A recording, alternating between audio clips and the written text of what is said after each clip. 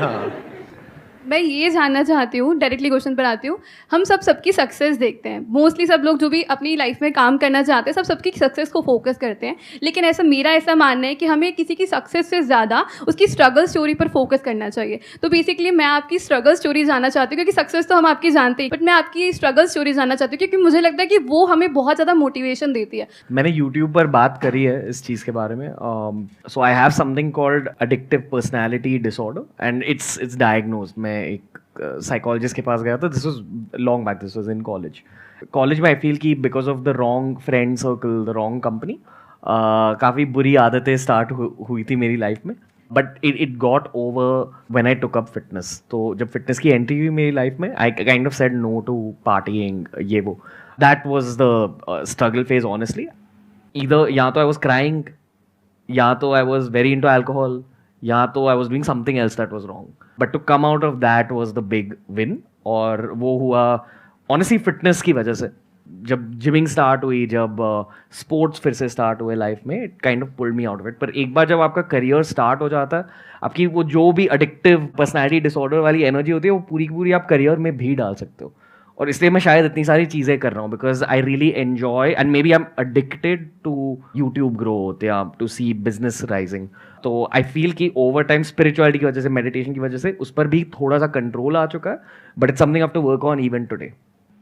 आई feel कि बहुत सारे लोग you know they don't understand the reality of being a YouTuber for a living.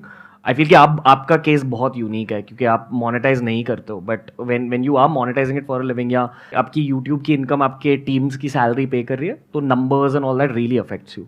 But I also feel कि अब कोई भी प्रोसेस को, स्पेशली प्रोसेस लाइक यूट्यूब जो क्रिएटिव है, अगर आप उस प्रोसेस को एंजॉय कर रहे हो, you will figure out a way to come out of it. But youtubing में बहुत सारे डाउन फेजेस होते हैं, and it's regular to have down phases. तो early on the down phases would affect me a lot, early on hate would affect me a lot, but over time I've realized कि it's all doable। अगर एक किसी phase के बारे में बात करूं, आई फील कि early on in my career मैंने आमिर खान को टारगेट किया था उनके दंगल ट्रांसफॉर्मेशन के लिए। मैंने एक वीडियो बनाया था जिसमें मैंने कहा कि I think Aamir sir has used some injections for his body, which anyway I had my reasons back then। I feel bad कि मैंने किसी की फेम की वजह से उन्हें टारगेट किया, तो आई हैव दैट रिग्रेट। और उनसे मिलके मैंने अपोलोजाइज भी किया, नहीं एक्सेप्टेड द अपॉलजी।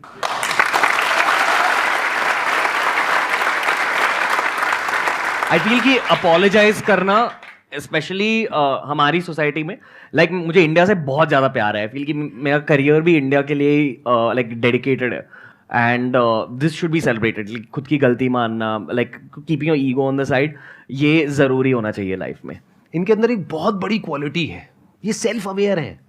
देखना, ध्यान से समझना इस वर्ड को। बहुत सारे लोग होते हैं वो सेल्फ अवेयर नहीं होते हैं, यानी अगर उन्होंने कुछ गलत किया तो उन्हें पता ही नहीं लगता है। देखा जाए तो इन्होंने कुछ बहुत गलत नहीं किया। यूट्यूब में नॉर्मल है कि किसी के बारे में कुछ बोलना, सब करते हैं। तो इन्होंने कुछ भी गलत नहीं किया, लेकिन उसके बावजूद भी इनके अंदर रिग्रेट आ गया, जबकि इनको व्यूज भी मिले होंगे उस वीडियो से।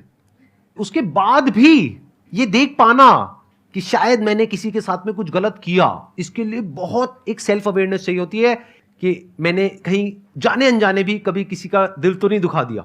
तो ऐसा कुछ आपके अंदर कहीं ना कहीं फीलिंग आई होगी। That requires a compassionate heart, a kind heart. तो ये एक बहुत बड़ी क्वालिटी है।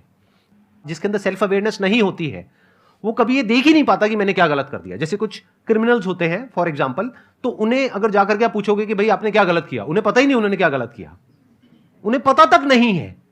क्यों? क्योंकि उनके माइंड में उनकी एक दुनिया है, एक बबल है, बस उसी में वो जीते हैं, उसी में मरते हैं। उसके बाहर वो कुछ समझ ही नहीं सकते हैं।